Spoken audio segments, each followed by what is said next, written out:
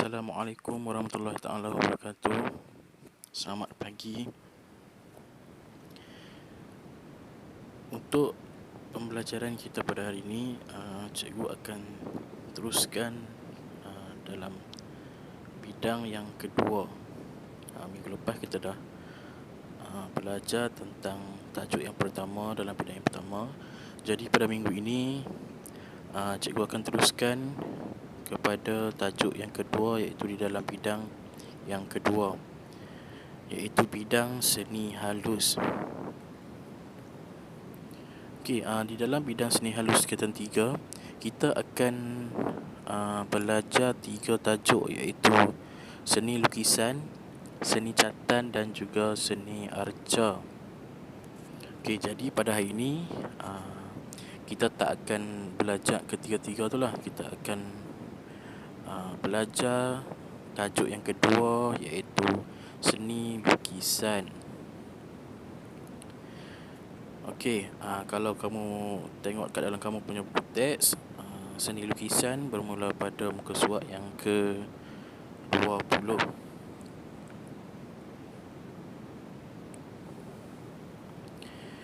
Okey, baik. Untuk seni lukisan, pengenalan seni lukisan. Seni lukisan adalah antara sebahagian hasil kebudayaan setiap bangsa di dunia. Hal ini demikian kerana penghayatan terhadap karya seni dapat mendekatkan seseorang itu ke arah mengenali nilai dan identiti budaya masyarakat yang melahirkannya. Okey, sejarah membuktikan bahawa lukisan sebagai sumber bernilai sejarah yang memberi makna seperti tertera pada dinding-dinding gua tempatan maupun pada tamadun Mesir Purba. Jika tulisan dapat menyampaikan maklumat secara tersurat, lukisan pula boleh diterjemahkan secara tersirat kerana berkisar mengenai sebuah kisah atau penceritaan. Okey, maksudnya kat sini, seni lukisan ni, kalau kamu belajar sejarah, seni lukisan ni banyak terdapat pada dinding-dinding gua. Masyarakat dulu, mereka ni tak ada lagi peralatan seperti kita sekarang ni. Mereka masih lagi tak ada kertas, tak ada pensel warna, color pensel. Jadi masyarakat pada masa tu menggunakan dinding gua sebagai tempat untuk mereka melukis. Mereka menggunakan pada zaman tu dia orang menggunakan arang lah sebagai bahan untuk melukis, ataupun batu kapur untuk digunakan untuk dilukis di dinding gua. Okey, masyarakat pada zaman tu melukis di dinding gua berdasarkan daripada kitaran hidup dia orang. Maknanya dia orang lukis apa yang terjadi ataupun yang berlaku pada dia orang pada masa tersebut. Contohnya kehidupan dia orang pada masa tu lebih kepada kehidupan tradisional. Dia orang menggunakan barang-barang kelengkapan tradisional. Contohnya dia orang menggunakan pisau yang diperbuat daripada batu. Jadi dia orang akan melukis benda-benda tersebut sebagai ekspresi dia orang, untuk dia orang meluahkan dia orang punya ekspresi ke atas dinding gua. Okey, seterusnya untuk lukisan tingkatan 2, kita akan lebih kepada perkembangan seni lukisan tersebut. Okey, kalau kita tengok di sini, seni lukisan bermula pada era 1960-an. Kita tengok yang nombor 1 ni, seni lukisan era 1960-an. Okey, untuk seni lukisan era 1960-an mendapat pengaruh gaya barat dengan aliran ekspresionisme dan abstrak ekspresionisme dalam kalangan pelukis yang melanjutkan pengajian ke luar negara yang menerapkan style tersebut dalam karya mereka. Okey, maksudnya kat sini pada tahun ataupun pada era 1960-an ni, gaya-gaya lukisan tu lebih mendapat pengaruh dari barat. Sebabnya pelukis-pelukis, kebanyakan pelukis ni diorang melanjutkan pengajian ke luar negara, kemudian diorang akan mengikut style lukisan tempat diorang belajar tersebut. Jadi bila diorang dah belajar di situ, diorang belajar tentang style ataupun gaya lukisan barat. Okey, seterusnya era yang kedua iaitu era 1970-an. Berlaku perubahan ke arah kesenian tradisi yang lebih mencerminkan identiti nasional daripada ketetapan dalam Kongres Kebudayaan Kebangsaan 1971 dan Seminar Akar-Akar Kesenian Peribumi 1979. Masih mengekalkan gaya seni moden barat di samping kesenian tradisi dan Islam sebagai sumber inspirasi dalam berkarya. Okey, pada era yang kedua ni iaitu era 1970-an, penghasilan karya lukisan masih lagi mengekalkan gaya seni moden barat. Tetapi pelukis-pelukis ini dah mula untuk memasukkan sedikit gaya Islam dan juga gaya tradisi masyarakat. Dia orang dah mula masukkan sikit-sikit ke dalam gaya seni moden barat tersebut. Okey, beralih kepada era yang ketiga iaitu era 1980-an. Pada era ini berlakunya kebangkitan seni Islam.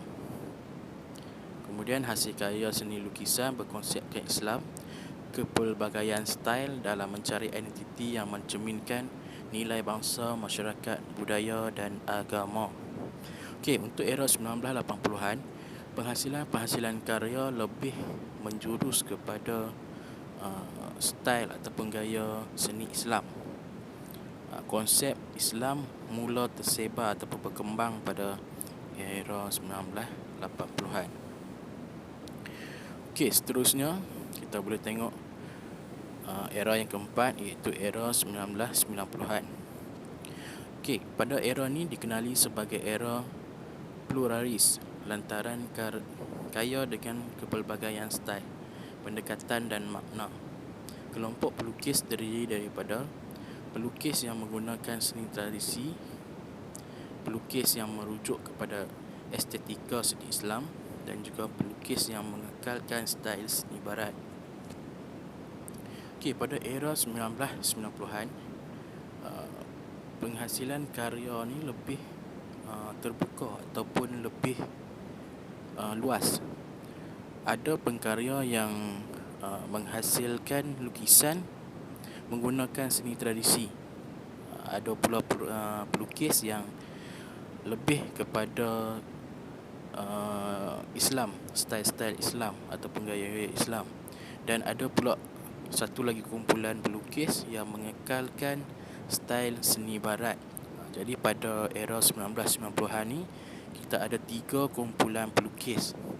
Masing-masing ada dia punya gaya tersendiri.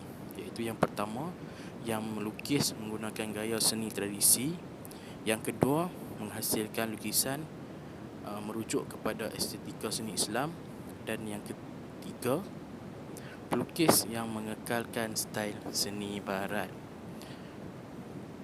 Okey, kalau kita tengok kat sini adalah contoh lukisan.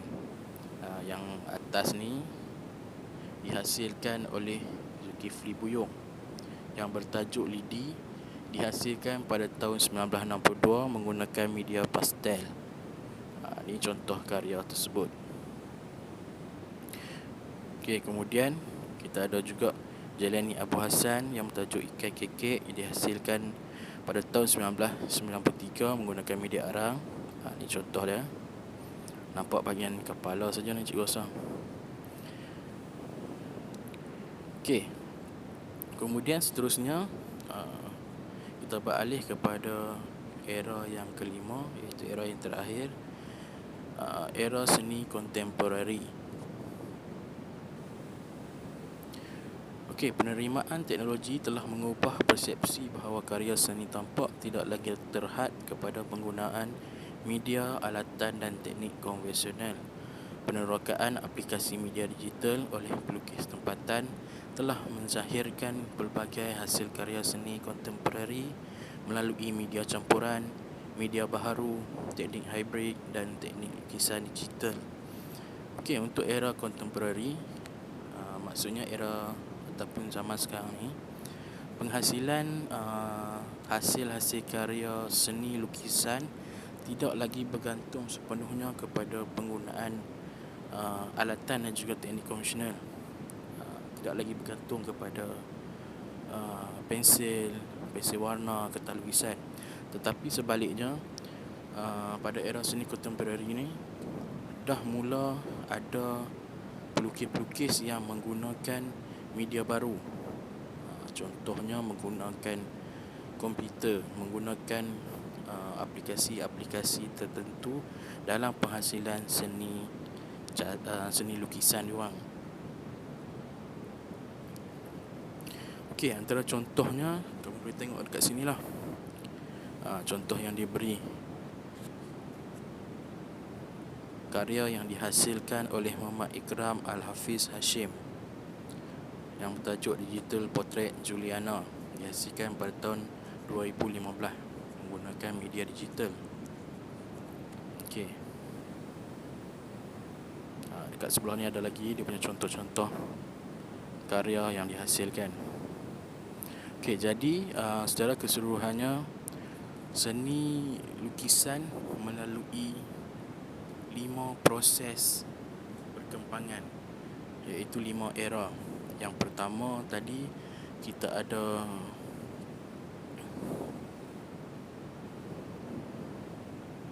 kita ada era 1960-an yang menggunakan pengaruh barat sepenuhnya. Kemudian yang kedua kita ada era 1970-an. Yang ini dah mula masuk sedikit gaya kesenian tradisi dan juga Islam. Kemudian pada era 1980-an, era yang ketiga, lebih menjurus kepada kebangkitan seni Islam. Kemudian kita ada era yang keempat, iaitu era 1990-an yang lebih terbuka ataupun lebih bebas. Dalam era ni kita terbahagi kepada 3 kumpulan pelukis. Yang pertama menggunakan gaya tradisi, kedua menggunakan seni Islam dan ketiga menggunakan seni barat. Khususnya era yang terakhir, iaitu era yang kelima, seni kontemporari. Untuk seni kontemporari ini dia menggunakan media baharu. Maksudnya dia menggunakan media-media yang moden lah, yang canggih. Okey, jadi cikgu rasa itu saja untuk penerangan pada kali ini, dan kita akan berjumpa lagi lah insyaAllah pada kelas yang akan datang. Sekian saja daripada cikgu. Assalamualaikum warahmatullahi taala wabarakatuh.